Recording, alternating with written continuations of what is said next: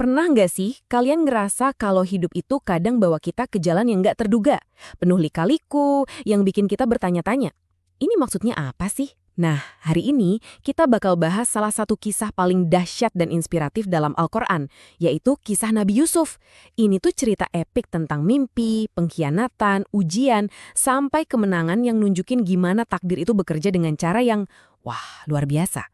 Coba kita pikirin bareng-bareng deh, gimana caranya sebuah mimpi waktu kita masih kecil, sesuatu yang mungkin kita anggap angin lalu aja, ternyata bisa jadi cetak biru buat seluruh hidup kita? Ini dia pertanyaan utama dari kisah Nabi Yusuf, sebuah perjalanan yang luar biasa tentang iman dan kepastian takdir. Oke, jadi semua ini dimulai dari seorang anak laki-laki bernama Yusuf. Dia bukan anak biasa loh. Sebagai putra kesayangan Nabi Yakub, dia itu udah spesial banget.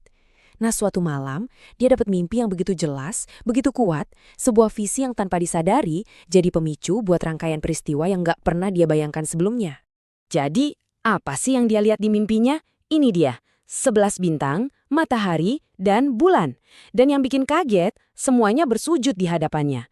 Jelas, ini bukan mimpi biasa kan? Ini tuh kayak sebuah pertanda dari Tuhan.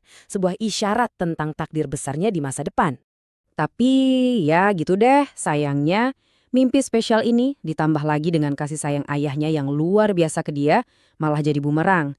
Buat kakak-kakaknya, status istimewa Yusuf itu bukan berkah. Bagi mereka, itu ancaman. Dan rasa cemburu, rasa iri mulai membakar hati mereka. Dan dari sinilah ceritanya jadi makin kelam. Rasa iri yang udah di puncak itu mendorong saudara-saudaranya melakukan sebuah pengkhianatan yang kejam.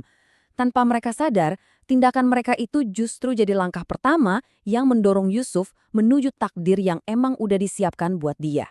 Coba deh bayangin, dunianya hancur dalam sekejap. Dari anak kesayangan, tiba-tiba dia dibuang ke dalam sumur. Oleh siapa? Oleh darah dagingnya sendiri. Begitu diselamatkan, malah menghadapi kenyataan yang lebih pahit lagi.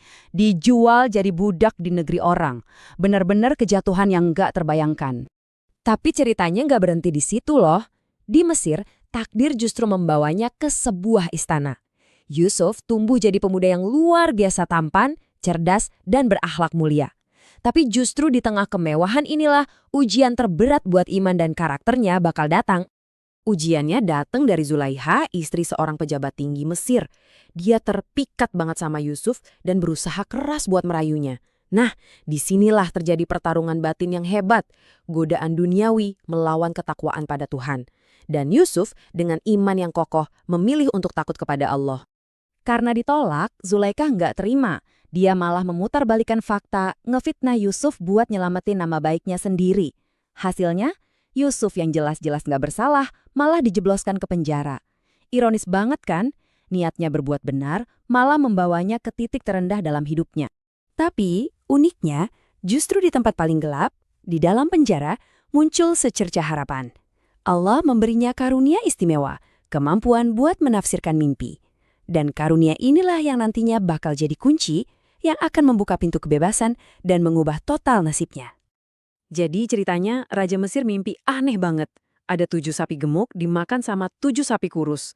Semua penasihat istana nggak ada yang ngerti artinya. Akhirnya, Yusuf dipanggil dari penjara. Dan dia nggak cuma menafsirkan mimpi itu sebagai pertanda 7 tahun masa subur yang diikuti 7 tahun masa paceklik, tapi dia juga langsung ngasih solusinya. Inilah yang bikin dia beda. Raja begitu takjub sama kecerdasan dan kebijaksanaan Yusuf. Seketika itu juga, ia memerintahkan Yusuf dibebaskan. Tapi nggak cuma itu. Dari seorang narapidana, Yusuf langsung diangkat jadi orang kepercayaan raja yang bertanggung jawab atas seluruh persediaan pangan Mesir. Lompatan karir yang luar biasa ya. Dan bener aja, masa paceklik yang diramalkan Yusuf akhirnya datang. Kelaparan melanda di mana-mana. Dan takdir sekali lagi bekerja dengan cara yang misterius. Masa lalunya datang mengetuk pintu, dan disinilah karakter Yusuf diuji untuk yang terakhir kalinya. Coba tebak, siapa yang datang ke Mesir buat mencari makanan? Yap, nggak lain dan nggak bukan saudara-saudara yang dulu membuangnya. Mereka datang memohon belas kasihan di hadapan pejabat tinggi Mesir, tanpa sadar sedikit pun kalau orang yang pegang nasib mereka saat itu adalah adik yang pernah mereka khianati. Pas Yusuf akhirnya mengungkapkan siapa dirinya, coba bayangin momen itu. Dia punya semua kuasa buat balas dendam kan? Tapi apa yang dia pilih? Bukan dendam, tapi pengampunan. Dia memaafkan mereka semua. Sepenuhnya, tanpa syarat, tanpa ada celaan sedikit pun. Ini puncaknya kemuliaan hati. Dan akhirnya, seluruh keluarganya bersatu lagi di Mesir. Di sana, ayah, ibu, dan ke-11 saudaranya menundukkan kepala sebagai tanda hormat. Matahari, bulan, dan 11 bintang dari mimpi masa kecilnya akhirnya jadi kenyataan. Lingkaran takdirnya telah sempurna. Jadi, apa sih pelajarannya buat kita? Kisah Yusuf ini lebih dari sekedar cerita masa lalu loh. Di dalamnya ada banyak banget hikmah abadi yang masih relevan banget buat kehidupan kita hari ini. Kisah ini ngajarin kita soal kesabaran saat diuji, tentang kekuatan buat nggak membalas kejahatan dengan kejahatan, dan tentang pentingnya menjaga diri di tengah godaan. Tapi di atas segalanya, ini adalah pengingat bahwa pertolongan Allah itu pasti datang dan kekuatan sejati itu bukan soal balas dendam, tapi soal kemampuan buat memaafkan.